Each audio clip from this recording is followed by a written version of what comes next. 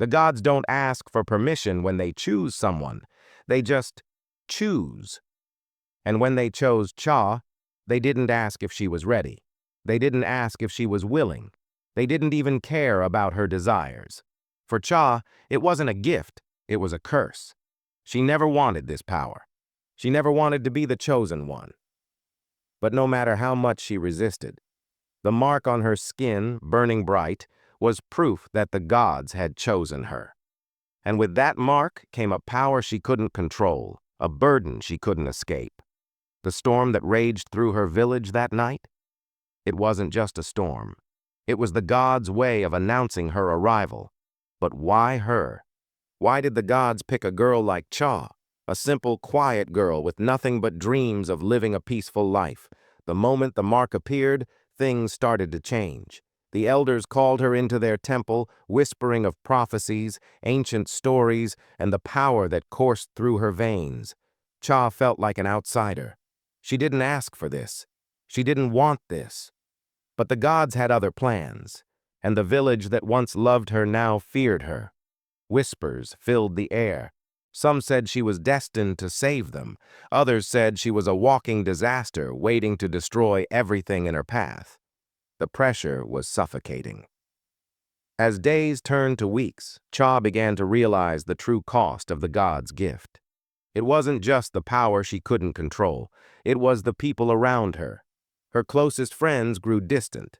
Her family, they started avoiding her, afraid of what she had become. One night, it all changed. Cha overheard something she wasn't supposed to. The elders had a plan. They weren't choosing her to save them. They were using her. Her powers, her abilities were nothing but tools to maintain their control over the village. They saw her as a weapon, not a savior. And worse, they planned to take her powers away once she'd served her purpose. The betrayal was like a knife to her heart. But it didn't end there. Her best friend, the one person she trusted above all else, was part of it. He didn't warn her. He didn't try to protect her. He was part of the plan. That's when Cha realized how alone she truly was. The world she had once known was turning on her. The villagers, the elders, even her closest allies, now saw her as a threat. There was nowhere left to run.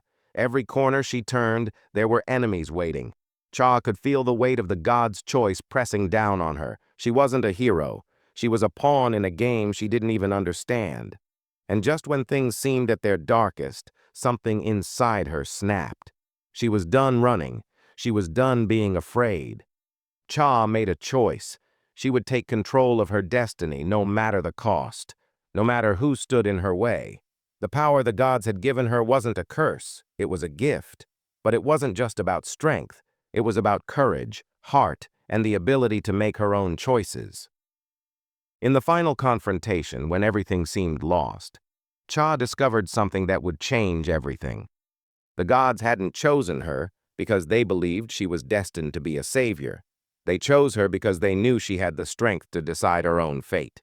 They wanted to see what she would do with this power, not just use it blindly. And in that moment, Cha made a decision that would redefine everything, to stand tall, to reject the manipulation of the elders, and to embrace the power within her, not as a weapon, but as a tool for change. She became more than just the gods' chosen one. She became the architect of her own destiny. And in that choice, she didn't just save herself. She saved the village, the people she loved, and changed the course of their future forever. The gods had chosen her, but she had chosen herself.